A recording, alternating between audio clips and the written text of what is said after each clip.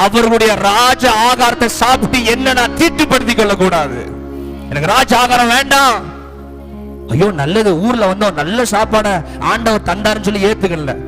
சிலருக்கு ஒரு வாசல் திறந்துடக்கூடாது, சிலருக்கு ஒண்ணு கிடைச்சிடக்கூடாது. கர்த்தர் ராஜா சொன்னாரு, ஆண்டவர் தந்த வாழ்க்கை தான் போய் அப்படியே ஏத்துக்கிறது. ஆமென்.